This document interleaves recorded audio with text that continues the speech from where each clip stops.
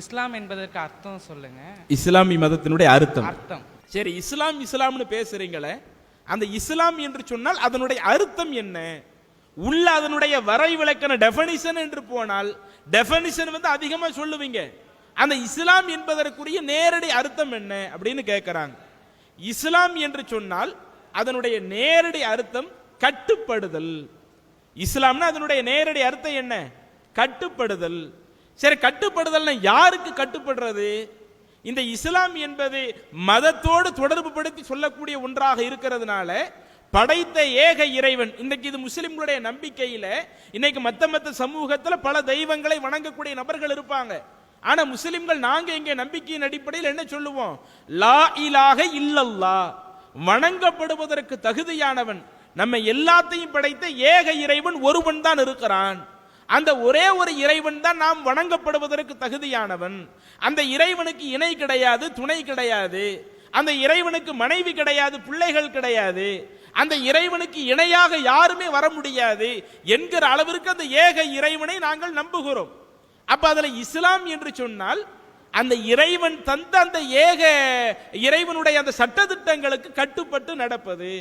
இன்னும் சொல்ல போனா இன்றைக்கு மற்ற சமூகத்திற்கும் இஸ்லாமிய மார்க்கத்திற்கும் உள்ள ஒரு அடிப்படை வித்தியாசம் என்னன்னு கேட்டா, இஸ்லாத்துல உள்ள சட்ட திட்டங்களை இன்னைக்கு இருக்கிற முஸ்லிம்கள் நாங்களா ஒன்ன தேர்வு செய்ய முடியாது.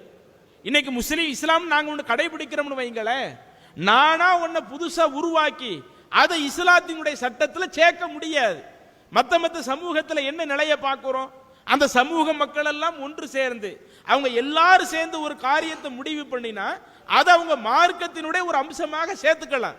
ஆனா இஸ்லாத்தினுடைய தனி சிறப்பம்சம் என்னன்னா, ஒட்டுமொத்த உலகமே ஒன்று சேர்ந்தாலும் இஸ்லாத்துல உள்ள ஒரு சட்டத்தை நாமளா புதுசு சேர்க்க முடியாது. ஏற்கனவே இறைவன் சொன்ன சட்டத்துல நாம ஒன்னு நீக்கவும் முடியாது. ஏன்னா இந்த இஸ்லாம் என்பது முழுக்க முழுக்க இறைவனுடைய சட்டத்திட்டமாக இருக்கணும். இன்றைக்கு முகமது என்கிற இறை தூதர் அவங்க இறைவனால் தேர்வு செய்யப்பட்ட தூதராக இருந்தாலும் அவங்களா ஒரு விஷயத்தை மாற்றுவதற்கு இறைவன் அவங்களுக்கு அதிகாரம் கொடுக்கல. குர்ஆன்ல இறைவன் ஒரு இடத்துல சொல்றான், அன்றைக்கு முகமது நபியினுடைய காலத்துல இஸ்லாத்தை ஏற்றுக்கொண்ட நபர்களும் இருந்தாங்க, இஸ்லாத்தை ஏற்காத நபர்களும் இருந்தாங்க. அதுல இஸ்லாத்தை ஏற்காத நபர்களுக்கு முகமது நபி போய் பிரச்சாரம் செய்யும் பொழுது அவங்க முகமது நபிட்ட சொல்லுவாங்களா, குர்ஆனின் கைரி ஹாதா, இது குர்ஆன்ல வரக்கூடிய ஒரு வாசகம். என்ன அர்த்தம்? எங்களுக்கு நீங்க சொல்ற இந்த குர்ஆன் தேவையில்லை.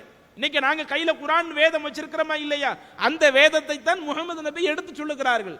ஆனா அந்த மக்கள் பண்ணக்கூடிய ரியாக்ஷன் என்னன்னா, எங்களுக்கு இந்த குர்ஆன் வேண்டாம், வேற ஒரு குர்ஆனை நீங்க மாத்தி கொடுங்க. ஏன்னா அந்த குர்ஆன்ங்கிறது இறைவனிடமிருந்து இறை தூதருக்கு வந்தது. அவங்க அதை வாங்கி எங்களுக்கு என்ன செய்யறாங்க சொல்றாங்க. அப்ப அந்த இறை தூதர் இறைவனுடைய சட்டத்தை சொன்னாங்கல்ல, எங்களுக்கு இதுல இந்த சட்டம்லாம் வேண்டாம், வேற ஒரு புதுசா ஒரு சட்டத்தை உருவாக்கி கொடுங்க அப்படின்னு நபியை அவங்க உங்கள்கிட்ட கேட்கிறாங்க. நீங்க அந்த மக்கள்கிட்ட சொல்லுங்க, இறைவன் எதை எனக்கு சொன்னானோ அதைத்தான் நான் மக்களுக்கு சொல்ல முடியும், நானா இந்த இஸ்லாத்துல எதையும் மாற்ற முடியாது என்று நபியை நீங்க அந்த மக்கள்கிட்ட சொல்லுங்க அப்படின்னு இறைவன் குர்ஆன்ல சொல்றான்.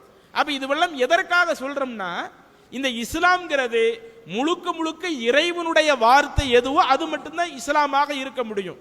நானா நினைச்சதை என்ன செய்ய முடியாது, இஸ்லாத்துல ஒன்றாக சேர்க்க முடியாது. அப்ப இப்படி இறைவனுடைய வார்த்தையாக இருக்கிற அந்த இறைவனுடைய சட்டத்திட்டத்திற்கு நான் கட்டுப்பட்டு நடக்கிறேன் அப்படின்னு ஒரு ஆள் முடிவெடுக்கிறதா இருந்தா அந்த கட்டுப்படுதலுக்கு தான் இஸ்லாம் என்று சொல்லுவார்கள். அந்த இஸ்லாத்தை ஏற்றுக்கொண்டவர்களை நாம முஸ்லிம்னு சொல்றோம். முஸ்லிம்னா என்ன அர்த்தம்? இறைவனுடைய சட்டத்திற்கு கட்டுப்பட்டு நடக்கக்கூடியவர்கள், இது அதனுடைய அர்த்தம். அப்ப இஸ்லாம் என்பது இறைவனுடைய சட்டங்களுக்கு கட்டுப்படுவது, இதுதான் அதனுடைய பொருளுங்க. அல்லாஹு அக்பர், அல்லாஹு அக்பர்.